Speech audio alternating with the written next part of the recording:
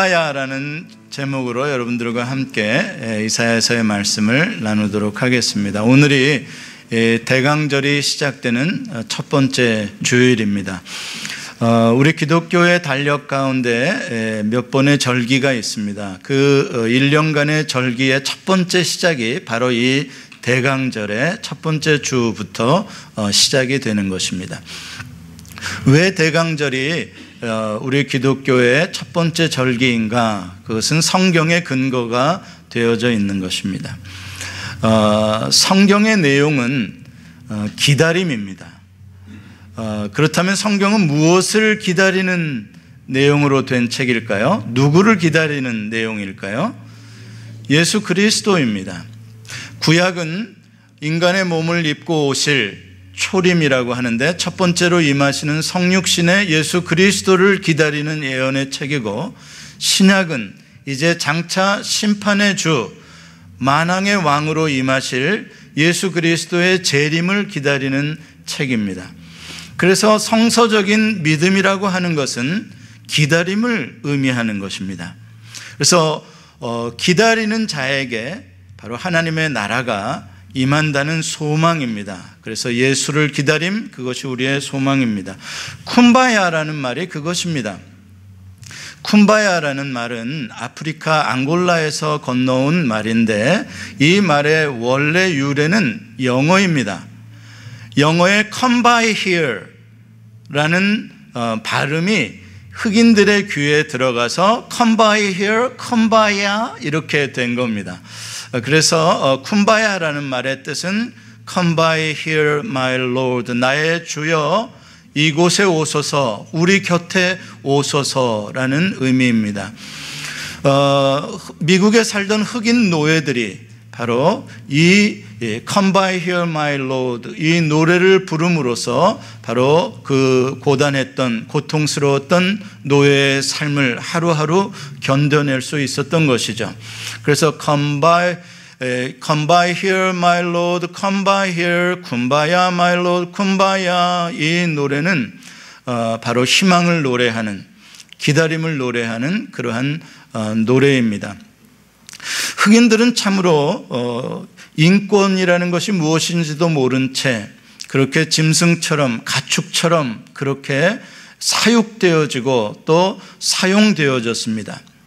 미국에 사는 흑인 노예들은 실제로 사람이라는 가치를 부여받지 못하고 백인 주인들의 물건이요, 재산이었습니다. 그래서 소나 말과 같은 그러한 값으로 처리가 되었습니다.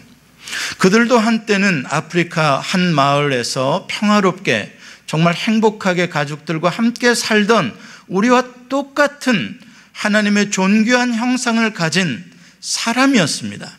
그러나 어느 날 노예 사냥꾼들이 그들을 침입해서 그 모든 행복을 다 깨뜨리고 그들을 자기들의 이익을 위해서 물건으로 팔아버리는 순간 그들에게는 그 고통의 시간을 보내야 했던 것이죠.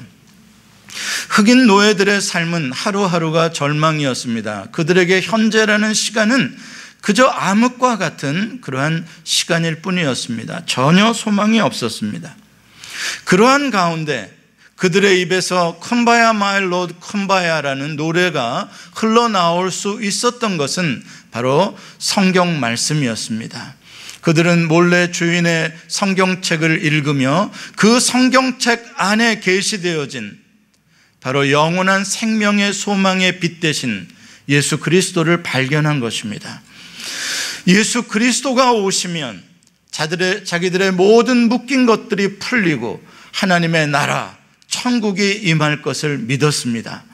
그리고 자기들은 비록 이 땅에서 고난의 세월을 살지 모르지만 결국 주님께서는 자기들을 위하여 영원한 본향을 예비해 놓으시고 그 길로 인도해 주실 것을 믿었습니다.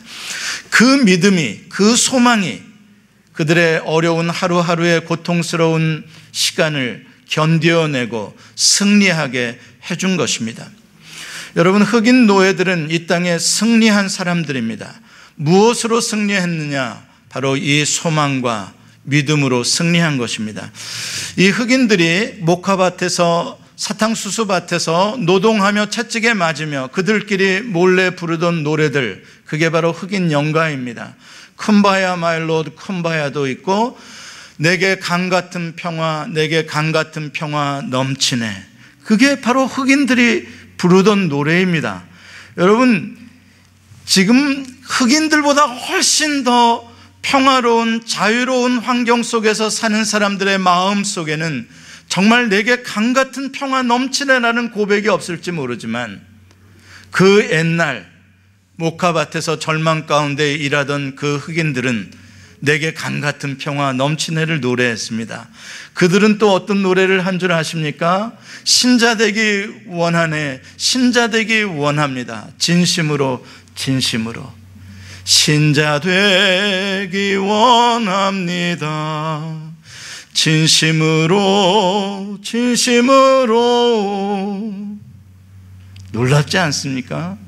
여러분, 그들은 모카밭의 그 노동의 비참한 삶의 현장이 바로 하나님께 예배하는, 찬양하는 예배의 처소였던 것입니다. 그들은 오 프리덤, 오 자유, 오 자유, 나는 자유하리라. 그들은 자유를 외쳤습니다. 지극히 속박된 가운데서, 그러나 그 어느 누구도 그들을 묶어둘 수 없는 그들의 영혼의 자유, 그들을 자유케 하시는 예수 그리스도를 만난 것입니다. 바로 그것이, 그들은 절망의 땅에서 비록 그들은 땀과 흙먼지로 더럽혀지고 비록 그들의 몸은 거물지라도 그들의 영혼은 하얀 순백색의 영혼으로 신랑 되신 예수 그리스도를 기다리는 노래를 부를 수 있었던 것입니다. 오늘 본문 1절에 보면은 이런 말씀이 나옵니다. 이새의 줄기에서 한 싹이 나며 그 뿌리에서 한 가지가 나서 결실할 것이요. 우리 같이 한번 읽어봅시다. 시작. 이새의 줄기에서 한 싹이 나며 그 뿌리에서 한 가지가 나서 결실할 것이요. 여기에서 중요한 두 종류의 서로 다른 개념의 서로 상충하는 개념의 두 단어가 나옵니다. 그것은 줄기라는 단어와 뿌리라는 단어이고, 그리고 거기에 상충하는 개념의 단어들이 싹과 가지와 결실이라는 단어입니다. 여러분, 밑둥에서 결실할 수가 없습니다. 줄기라는 단어는 스텀프입니다. 나무 몸통이 잘려져 나가고 그루터기만 남아있는 상태입니다. 얼마나 비참한 모습인지 모릅니다. 그나마 제거되고 나면 이제 정말 아무것도 보이지 않는 뿌리만 남는 것입니다. 여기서 줄기와 뿌리라는 것은 부정적인 개념입니다. 삶의 현실이 너무나 고통스러워서 싹 쓸려 나가버린, 그래서 더 이상 소망이 보이지 않는 죽음의 상태, 그것이 바로 줄기와 뿌리입니다. 그런데 그 줄기와 뿌리에서 싹이 나고 가지가 나고 그것으로 끝이 아니라 열매가 맺힌다는 것입니다. 뿌리 속에서 무엇을 보고 있는 거예요? 열매를 보고 있는 것입니다. 잘려진 나무 그 밑둥 속에서 무엇을 바라보고 있는 거예요? 싹을 바라보고 가지를 바라보고 열매를 바라보고 있는 것입니다. 놀라운 소망이죠. 놀라운 비전이 아닐 수가 없습니다. 이것은 모든 절망 가운데 살아가는 이 땅에 소망 없는 자들에게 주시는 하나님의 언약의 약속이시며 또한 비전입니다. 그런데 이 말씀에서 특이한 것은 이새의 줄기에서 싹이 난다라고 표현한 것입니다. 이새가 누구냐? 다윗의 아버지입니다. 그렇다면 이 싹과 가지와 열매가 상징하는 것은 분명히 예수 그리스도, 장차 오실 메시아 왕을 상징하는 것인데, 그렇다면 다윗의 뿌리에서, 다윗의 줄기에서 싹이 나고 가지가 날 것이다 라고 한다면 다윗 왕조를 계승하는 메시아를 예표하는 좋은 것이 될 텐데, 왜 다윗이라고 하지 않고 다윗의 아버지 이새를 썼을까 하는 것을 생각해 보게 되는 것이죠. 이새는 여러분들 아시는 대로 베들레헴이라는 작은 마을에 살고 있던 평범한 시골 농부였습니다.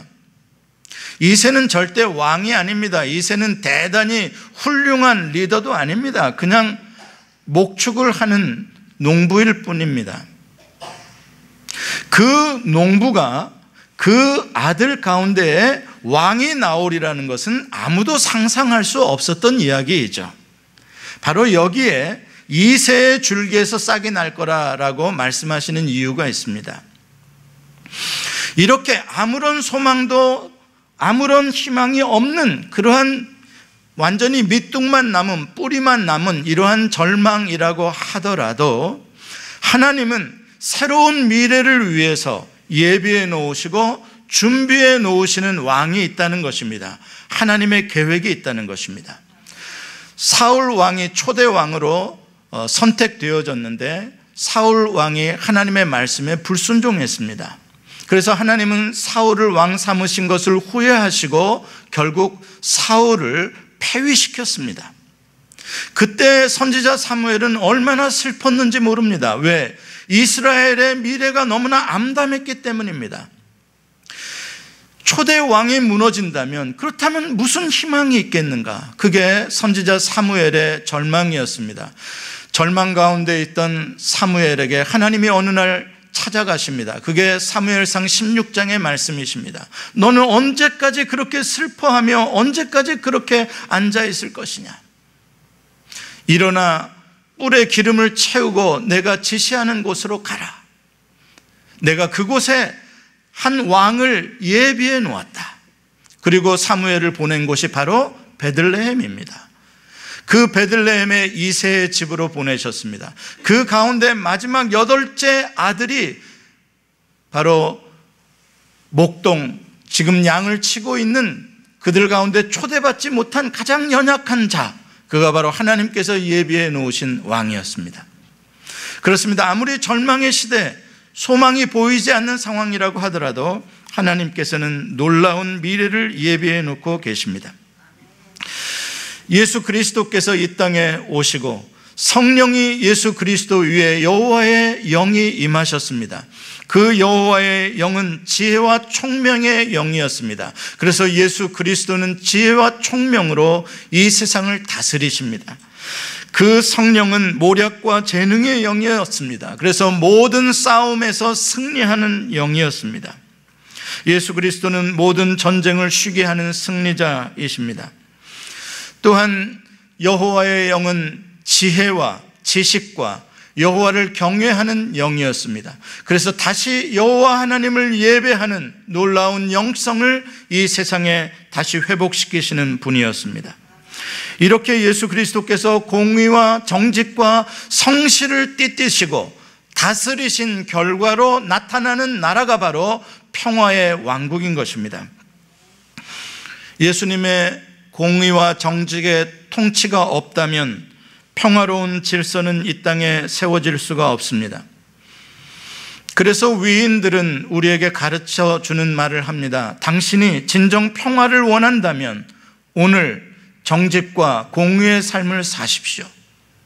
위정자들이여, 당신이 다스리는 나라가 평화로운 나라가 되기를 원한다면, 남북한이 평화롭게 통일되기를 원한다면, 위정자여, 이 땅의 지도자들이여, 당신이 먼저 공의와 정직의 삶을 정치를 하십시오. 그러면 평화가 올 것입니다. 평화는 불의 가운데, 평화는 타협 가운데 적당히 사는데 어느 날 갑자기 우리에게 주어지는 것이 아니라 오늘 내가 불의와 타협하지 않고 바르게 살아가는 그 자리에서 평화는 올 것이라는 말씀입니다. 6절부터 8절까지 보면 메시아 예수 그리스도께서 다스리심으로 말미암아 평화로운 왕국이 임한 세계를 바로 그림으로 우리에게 보여주고 있습니다. 바로 이 그림입니다. 이 그림은 에드워드 힉스라는 사람이 1830년에 그린 바로 킹덤 오브 피스입니다. 평화의 왕국이라는 그림입니다. 여기에 보면 오늘 본문에 나오는 짐승들이 다 나오고 어린아이가 다 나옵니다. 좀 잘 사진이 선명하게 안 보이실지 모르겠는데 오늘 나오는 이 본문의 그림에 보면 네 종류의 가축들이 나옵니다. 이 네 종류의 가축은 베들레헴과 같은 시골에서 흔히 기르는 가축들입니다. 양이 나옵니다. 염소가 나오고 송아지가 나오고 암소가 나옵니다. 다 순한 것들이죠. 이들이 풍성하면 시골 농부의 삶은 풍요로운 것입니다. 그러나 이들의 삶을 위협하는 맹수들이 또 네 종류가 나옵니다. 첫 번째 나오는 건 이리입니다. 그 다음에 나오는 것은 표범입니다. 무서운 짐승들입니다. 송곳니가 강합니다. 그 다음에는 아주 힘센 사자가 나옵니다. 그리고 무시무시하게 더 힘센 곰이 나옵니다. 이러한 맹수들이 있으면 이러한 가축들은 힘없이 잡아먹히고 마는 것이죠. 그래서 이러한 맹수들과 연약한 가축들이 한 우리에서 함께 살 수 있다는 것은 불가능한 일입니다. 그런데 오늘 우리가 이 본문을 6절부터 8절까지 가만히 살펴보면 아주 중요한 단어가 두 개, 계속 반복되는 단어가 나옵니다. 그것은 어린이라는 단어고 또 다른 하나는 함께라는 단어입니다. 큰 짐승도 큰 가축도 하물며 이러한 맹수와 함께 살 수가 없을진데 어떻게 어린 양이, 어떻게 염소 새끼가, 어린 것들이, 어린 아이가 이런 맹수와 함께 살 수 있겠습니까? 불가능한 것입니다. 그런데 여호와께서 다스리시는, 메시아가 다스리시는 그 나라가 되면 함께 살게 되는 놀라운 일이 일어난다는 것입니다. 기적입니다. 공동체입니다. 어린아이가 독사의 굴에 손을 넣어도 물지 않는, 어린아이가 독사를 장난감으로 쓸 수 있고 또 어린아이가 사자와 곰을 끄는 그러한 세계가 오는 것입니다. 이것은 단지 자연세계의 질서가 바뀔 것만을 말하고 있는 것이 아닙니다. 이것은 인간 사회와 세계의 질서가 장차 변할 것이다, 지금도 변해가고 있다는 것을 상징적으로 표현하고 있는 것입니다. 동물의 세계를 대표하는 삶의 방식은 바로 약육강식입니다. 그것이 이 동물 세계의 질서이고 그들의 법칙입니다.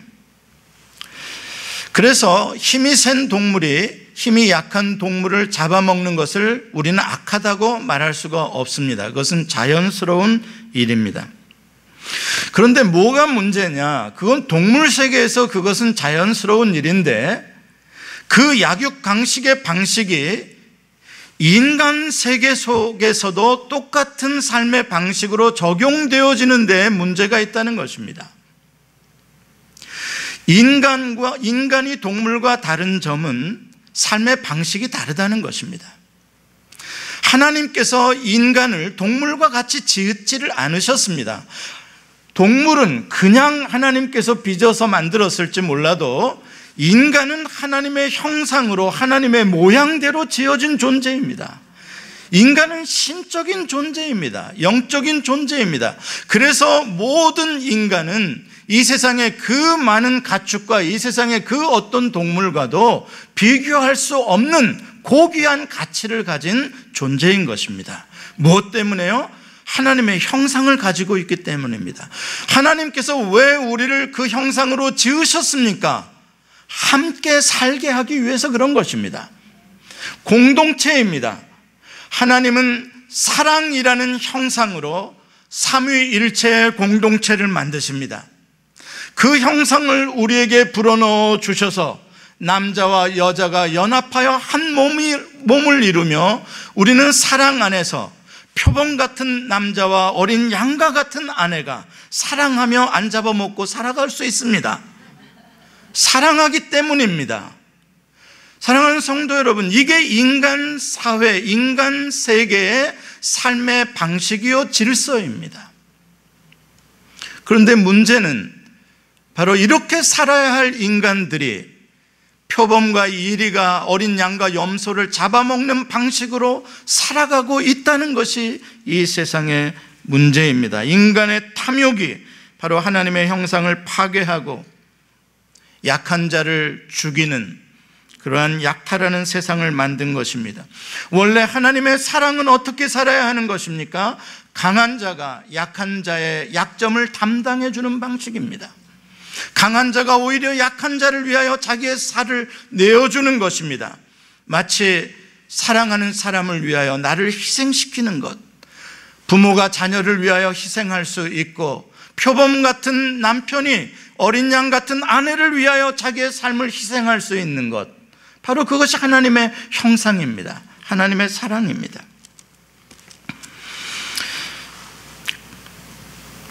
지금도 얼마나 많은 삶의 노예들이 있는지 모릅니다. 이 세상이 약육강식의 동물의 왕국이 되어버렸다는 증거가 노예 제도라는 것입니다. 인간의 역사와 함께 거의 노예 제도가 시작되었다 해도 과언이 아닐 만큼, 정말 바벨탑은 완전한 자유인들이 쌓은 탑일까? 아니면 이미 거기에 강한 니므롯과 같은 힘을 가진 자가 폭력으로 약한 자들을 노예로 사용한 것은 아닐까? 여러분, 이 지구상에 존재하는 불가사의한 건축물들, 모든 토목공사들을 보십시오. 그게 완전한 자유인들이 완전한 자기의 자유의지로 스스로 그 공사에 참여해서 자기를 희생한 물건들입니까? 그렇지 않습니다. 이 땅에 존재하는 불가사의한 모든 건축물들과 토목공사들은 힘을 가진 그런 전제 군주들과 왕들이 힘이 없는 약한 자들을 정복하고 빼앗고 그들의 힘으로 쌓은 것들입니다. 인간은 정말 수천 년 전부터, 인간의 역사가 기록될 때부터 노예를 만들기 시작했습니다. 더 많은 노동력을 쉽게 얻기 위해서 약한 자들을 노예로 삼은 것입니다. 그런데 더욱 안타까운 것은 그 노예 제도가 현재 우리가 사는 이 세상에도 여전히 계속되고 있다는 사실입니다. 민주적인 나라에도 미안하지만 이것은 계속되고 있는 부분입니다. 겉으로는 평등을 말하고 법으로는 인권을 외치면서도 보이지 않는 손으로 사람들을 조종하고 있습니다. 보이지 않는 채찍으로, 보이지 않는 권력과 돈으로 사람들을, 연약한 사람들을 유혹하고 위협하고 있습니다. 그러다 보니까 약한 자들, 가난한 자들, 힘이 없는 자들은 점점 소망이 없어져 가고 있습니다. 개천에서 용이 나올 확률은 이제 점점 없어져 가고 있습니다. 그게 우리의 현실입니다. 앞으로 더 힘들어질 것입니다. 그러한 현실 가운데 오늘 이 본문은, 하나님은 우리에게 소망을 약속해 주고 있는 것입니다. 그럼에도 불구하고, 이러한 절망의 장벽이 있음에도 불구하고 결국 예수 그리스도, 하나님이 다스리시는 하나님의 나라는 임하게 될 것이라는 것입니다. 그 언약의 말씀이 있기 때문에 우리는 현재가 어려워도, 답답해도, 캄캄해도 우리는 그 희망의 미래를 향해서 오늘도 한 걸음 한 걸음 전진할 수가 있는 것입니다. 우리가 대강절을 지키는 이유가 바로 여기에 있습니다. 아무리 우리의 삶에 밑둥과 뿌리만 남았다고 해도 그것이 다시 소생할 수 있습니다. 다시 싹이 돋고 가지가 나고 결실을 할 수가 있다는 이 소망의 말씀, 이것을 기억하는 계절이 바로 대강절입니다. 그것이 어떻게 가능할까요? 예수 그리스도 때문입니다. 예수 그리스도는 이 언약의 보증이십니다. 표적이십니다. 강보에 쌓인 어린 아이가 구유 위에 누워있는 것, 그것이 바로 하나님의 표적이라고 성경은 말씀합니다. 그 아이가 하늘에는 영광이요 땅에는 평화를 가져오는 평화의 왕이십니다.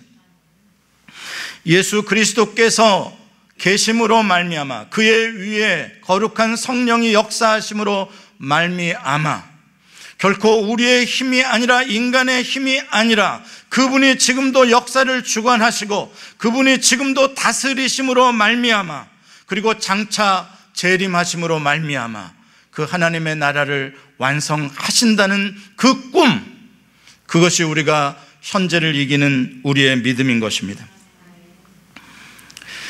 예수 그리스도는 이 세상에 가장 연약한 갓난아이로 오셨습니다. 가장 가난한 사람들의 모습으로 오셨습니다. 그리고 예수 그리스도가 이 땅에 나신 그 복된 소식은 가장 비천한 목자들에게 제일 먼저 전해졌습니다. 그리고 그 목자들의 경배를 제일 먼저 받으셨습니다. 예수님께서 이 땅에 공생애를 사실 때에도 늘 가난한 자들 곁에 계셨습니다. 병든 자들을 치료해 주시고 소외된 자들과 함께 먹으셨습니다. 그리고 그들에게 하나님의 나라의 소망의 말씀을 주셨습니다. 예수님께서 설교하신 첫 번째 설교는 가난한 자는 복이 있나니 천국이 그들의 것이며 줄이고 목마른 자는 복이 있나니 그들이 배부를 것이며 의를 위하여 박해를 받은 자는 복이 있나니 천국이 그들의 것임이라 라고 말씀하셨습니다. 여러분, 6절부터 8절까지의 이 평화의 왕국의 그림을 보십시오. 이 그림은 도시의 빛과 번쩍한 세계를 그리고 있는 것이 아닙니다. 이 그림은 시골 농부의 한 가정, 시골 농부의 한 가축의 우리를 그리고 있는 모습입니다. 여러분, 태평성대는 무엇을 보면 알 수 있는지 아십니까? 태평성대의 증거는 무엇인지 아십니까? 고관 대작들이 사는 그러한 곳에서 우리는 태평성대의 증거를 찾는 것이 아닙니다. 태평성대의 증거는 시골의 가난한 농부에 사는 모습에서 발견할 수 있는 것입니다. 중국의 요나라 요임금 순임금 시대에 사람들은 태평성대를 누렸다고 합니다. 그때 시골의 촌부들에게 물어보면 정말 나라님 덕분으로 우리가 이렇게 살고 있다라고 이야기를 했습니다. 오늘날 위정자들, 오늘날 리더들은 정말 마음에 새겨야 할 이야기가 아닐 수 없습니다. 당신이 지금 올바른 통치, 선한 통치를 하고 있다고 생각하십니까? 그렇다면 지금 가난한 농부에게 가서 물어보십시오. 그의 삶이 행복한지를. 당신이 지금 정말 바른 정의와 공의의 통치를 하고 있다고 생각하십니까? 그렇다면 지금 공장 노동자에게 가서 물어보십시오. 그들의 삶이 얼마나 살만한지를. 당신이 지금 바르게 통치를 하고 있다고 생각하십니까? 그렇다면 직장을 찾아 헤매는 젊은이들에게 가서 물어보십시오. 그들의 미래가 희망이 있다고 생각하는지를. 여러분, 그렇습니다. 태평성대는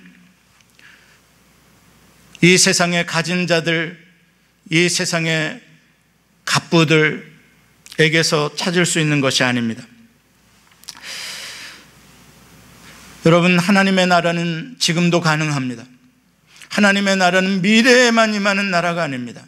하나님의 나라는 예수 그리스도, 바로 그 하나님의 사랑을 오늘 내가 영접할 때, 하나님의 그 사랑의 통치가 내 안에 이루어질 때 나의 삶이, 내 마음이 하나님의 나라가 되는 것입니다. 예수 그리스도의 나라는 이 땅의 제국이 아닙니다. 예수 그리스도의 나라는 하늘에 있다, 여기에 있다, 저기에 있다 할 수 없습니다. 너희 안에 있다고 주님께서 말씀하십니다.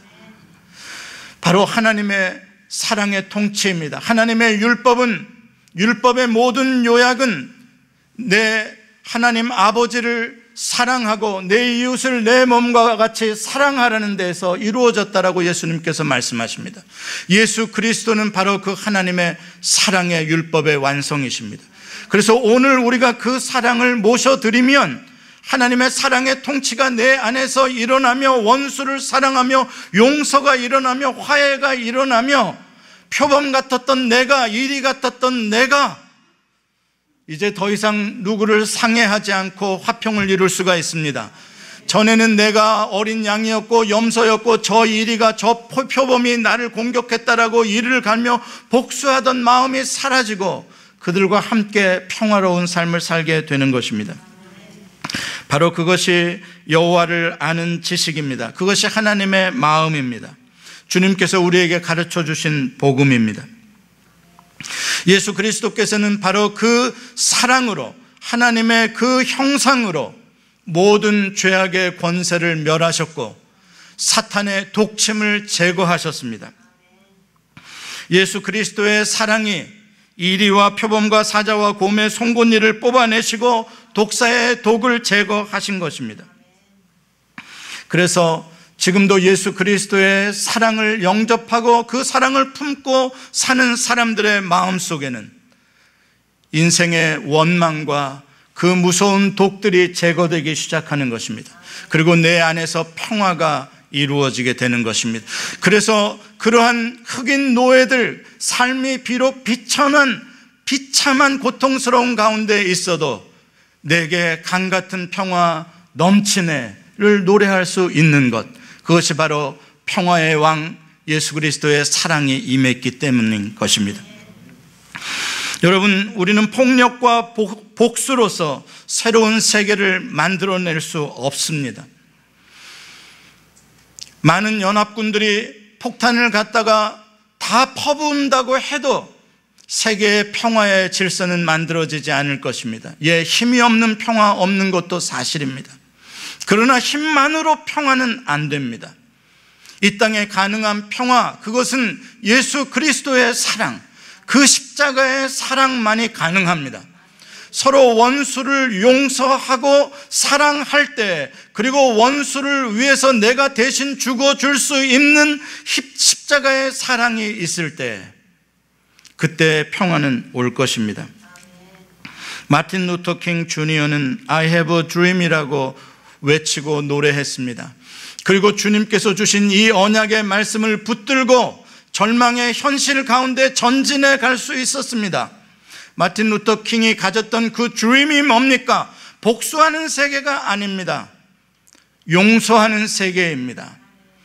모두 다 평화롭게 공평하게 사는 세계입니다. 여러분, 이것은 힘을 가진 자들의 송곳니가 뽑혀져 나감으로써도 가능하지만 힘이 없는 연약한 자들이 사랑으로 용서하고 품어주어야 가능한 세계인 것입니다. 그러나 현실은 그렇게 낙관적이지 않죠. 현실은 어렵습니다. 예수님께서 심판의 재림주로 오실 때까지 이 세상에는 여전히 이리와 표범과 사자와 곰들이 득실거릴 것입니다. 여전히 이곳 저곳에서 어린 양들과 어린 염소들은 잡혀 먹힐 것입니다. 삼킴을 당할 것입니다. 그러나 예수님의 사랑을 품고 사는 사람들은 두렵지 않습니다. 예수님의 사랑을 품고 사는 사람들은 적 그리스도의 공격이 두렵지 않습니다. 오히려 우리가 그들을 멸하는 자들인 것입니다. 예수 그리스도의 사랑이 이기는 자들이지 그들로부터 공격을 당하고 이리 피하고 저리 피하고 숨는 자들이 아닙니다. 우리는 연약한 것 같지만 우리는 십자가로 이기는 자들입니다. 왜냐하면 사랑은 죽음보다 강하기 때문입니다. 현실이 아무리 어렵다고 해도 우리는 결코 염세주의나 패배주의에 빠질 수가 없습니다. 나는 연약해도 I am weak but Jesus strong. 나는 약해도 주님은 강하십니다. 그것이 바로 흑인 노예들이 외쳤던 노래입니다. 보혜사 성령님께서 오늘 연약한 나에게 내가 기도하는 순간에 임하시고 또 힘을 주십니다. 그래서 우리는 이길 수 있습니다. 요한복음 16장 33절에 주님께서 이렇게 말씀하십니다. 같이 읽겠습니다. 시작. 이것을 너희에게 이르는 것은 너희로 내 안에서 평안을 누리게 하려 함이라. 세상에서는 너희가 환난을 당하나 담대하라. 내가 세상을 이기었노라. 아멘. 예수님의 승리의 선언입니다. 예수님은 부활하셨고 승천하셨고 지금도 하나님의 보좌 우편에 앉아 계시다가 예수님의 때에 만왕의 왕으로 재림의 주로 임하실 것입니다. 쿰바야 my Lord, 쿰바야, 쿰바야 my Lord, 쿰바야, 쿰바야 my Lord, 쿰바야. 이 쿰바야의 노래는 기다림의 노래입니다. 믿음으로 오래 참고 기도하면서 기다리는 것입니다. 이 노래를 불렀던 흑인들은 자기들이 내일 해방될 것을 알았기 때문에 이 노래를 부른 것이 아닙니다. 그들은 내일도 목화밭에 고통스러운 삶이 있을 것을 알면서도 이 노래를 불렀습니다. 내일만이 아니라 자기 평생 노예로 살 줄 알면서도 이 노래를 불렀습니다. 그렇습니다. 우리의 희망의 노래는 현실이 나아지기 때문에 부르는 노래가 아닙니다. 희망의 노래는 예수 그리스도께서 사셨기 때문에, 예수 그리스도께서 지금도 나를 붙드시기 때문에, 그의 사랑이 오늘도 내 안에 흐르기 때문에 부를 수 있는 노래입니다. 남아프리카 공화국의 대통령이요 노벨 평화상을 받았던 넬슨 만델라 대통령은 27년 동안 감옥에서 살았습니다. 빛이 들어오지 않는 그 어두운 곳에서. 그러나 많은 사람들이 그분을 방문하고 그분과 인터뷰를 했을 때 감옥 속에서 그분은 늘 대답하신 것이 나는 언제나 희망이 있다는 것이었습니다. 희망이 있기 때문에 27년을 기다릴 수 있었고, 그 기다림은 마침내 그를 남아공의 대통령으로, 이 땅의 위대한 평화의 사람으로 만들어낼 수 있었던 것입니다. 사랑하는 성도 여러분, 사랑은 반드시 승리합니다. 고린도전서 13장에서 말씀하는 사도 바울의 사랑의 정의의 첫 번째는 오래 참고입니다. 사랑은 오래 참는 것입니다. long suffering, long patient, 오래입니다. 오래 견디는 것입니다. 여러분만 오래 견딘다고 생각하십니까? 그렇지 않습니다. 정말 지금도 오래 견디고 기다리시는 분은 우리 하나님 아버지이십니다. 하나님 아버지는 천년을 하루처럼 기다리십니다. 집 나간 탕자가 돌아오기까지 기다리십니다. 하나님은 모든 사람이 구원에 이르는 그때까지 하나님은 기다리시는 것입니다. 때가 참에 예수 그리스도께서 이 땅에 오셨다라고 성경은 말씀하십니까? 무슨 때가 찼다는 것입니까? 하나님의 오래 참으심의 그 시간이 찼다는 것을 말씀하시는 것입니다. 왜 예수님께서는 아직도 재림하지 아니하시는 것입니까? 하나님이 오래 참고 계시기 때문입니다. 여러분, 이 하나님의 사랑을 가진 자는 오래 참을 수 있는 것입니다. 사랑은 우리에게 참을 수 있는 힘을 줍니다. 기다릴 수 있는 힘을 줍니다. 조급하지 않고 확신에 찬 마음으로 우리는 노래하며 기다릴 수 있습니다. 그리스도인이란 절망의 땅에서 희망을 노래하며 오늘도 걸어가는 순례자들입니다. 쿰바야 마이 로드 쿰바야. 오 주님, 나의 주님, 이곳에 임하여 주옵소서. 내 곁에 오시옵소서. 며칠 전 세상을 떠나신 김영삼 대통령께서 생전에 하신 말씀이 새삼 우리의 마음에 큰 여운을 남겨줍니다. 닭모가지를 비틀어도 새벽은 온다라는 말입니다. 그가 신군부 세력에 붙잡혀가고 고난을 당할 때 했던 말입니다. 여러분, 비록 현실의 고난이 우리의 숨통을 조여와도 우리가 사랑으로 참고 기다리면 주님께서 만들어주시는 새벽은 반드시 올 것입니다. 오늘 우리가 살아가는 이유는 바로 그것입니다. 여러분들이 사랑하는 만큼 기다릴 수 있습니다. 예수 그리스도의 사랑으로 충만한 계절이 되시기를 축복합니다. 기도하십시다. 사랑으로 오신 주님, 사랑 때문에 오래 기다리신 주님, 지극히 낮은 자, 가난한 자, 약한 자를 사랑하신 주님, 끊어진 밑둥 그루터기에서 싹을 돋게 하시고 이제 뿌리밖에 남지 않은 곳에서 다시 가지가 돋게 하시고 열매까지 맺으시는 주님, 우리의 삶에 오시옵소서. 세상 사람들은 우리를 보며 비천하다고, 연약하다고, 노예처럼 부리려고 할지는 모르지만, 그러나 주님이 오시면 우리의 삶의 평화의 열매가 맺힐 수 있습니다. 사랑의 열매가 맺힐 수 있습니다.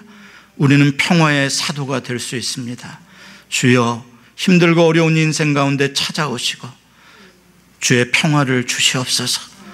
깨어지고 갈라지고 파괴된 관계 가운데 찾아오셔서 주의 사랑으로 화해하게 하시고 다시 소망을 보게 하여 주옵소서. 예수님의 이름으로 기도합니다. 아멘.